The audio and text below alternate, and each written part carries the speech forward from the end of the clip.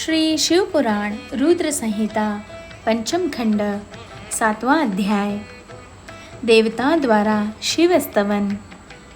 सनत कुमार जी बोले, हे व्यास जी, जैसे ही शरणागत भक्तवत्सल भगवान शिव ने देवताओं की प्रार्थना स्वीकार कर तारकाक्ष, कमलाक्ष और विद्युन्माली का वध करने का मन बनाया, उसी समय देवी पार्वती ने पुत्र को गोद में लेकर वहां आई। तब जगत जननी माँ जगदम्बा को आता देखकर ब्रह्मा, विष्णु सहित अन्य देवताओं ने हाथ जोड़कर उन्हें प्रणाम किया। अपने पुत्रों को देख भगवान शिव उन्हें प्यार करने लगे। तब देवी पार्वती भगवान शिव को अपने साथ लेकर अपने भवन के भीतर चली गई।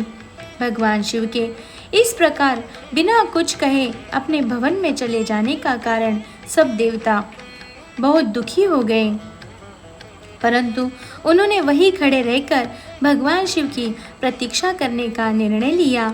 उस समय वे दैत्यों के भाग्य की प्रशंसा करने लगे। वे सब देवता वही शिवजी के भवन के द्वार पर खड़े थे।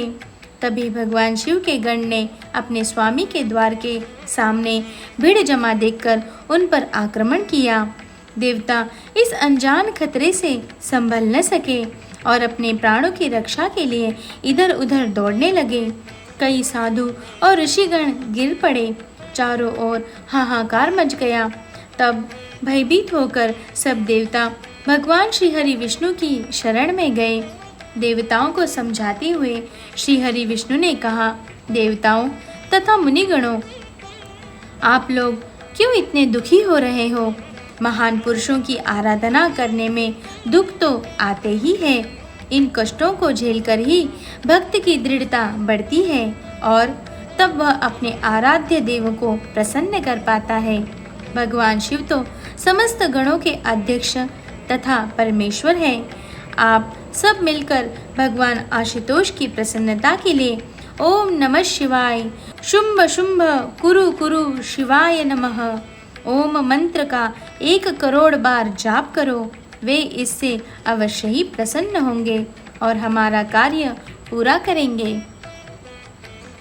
भगवान श्री हरि विष्णु के इन वचनों को सुनकर सभी देवता बहुत प्रसन्न हुए और सहर्ष भगवान शिव की आराधना करने लगे। अपने कार्य की सिद्धि के लिए उन्होंने 1 करोड़ बार विष्णु जी द्वारा बताए गए मंत्र का जाप करना आरंभ कर दिया। जैसे ही उनकी यह आराधना संपन्न हुई, भगवान शिव उनके सामने प्रकट हो गए। भगवान शिव बोले, मैं आपकी इस उत्तम आराधना से बहुत प्रसन्न हूँ। आप अपना इच्छित वर मांगे। प्रभु के ये वचन सुनकर देवता बोले, हे देवादिदेव, हे जगदीश्वर, आप सबके कल्याण करता है। भगवान, हम पर कृपा कर हमारी रक्षा कीजिए। आप त्रिपुर स्वामियों का वध करके हमें भय से मुक्ति दिलाइए। तब भगवान शिव देवताओं की प्रार्थना सुनकर पुनः बोले, हे हरे, हे ब्राह्मण, हे देवगण तथा मुनियों, जैसा आप चाहते हैं वैसा ही होगा। मैं अवश्य ही आपकी आराधना सफल करूँगा।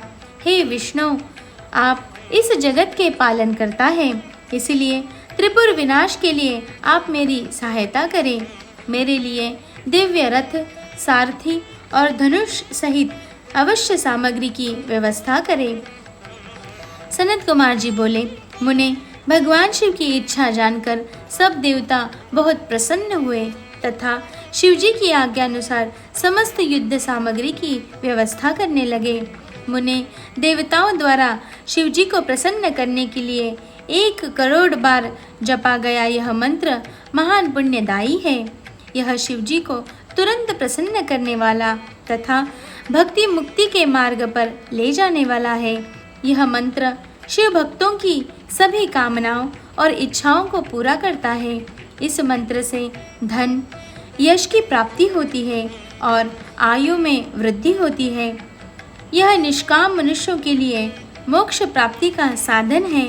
जो मनुष्य भक्ति भाव और शुद्ध हृदय से इस मंत्र को जपता है, उसकी सभी अभिलाषाएं भक्तवत्सल कल्याणकारी भगवान शिव अवश्य ही पूरी करते हैं।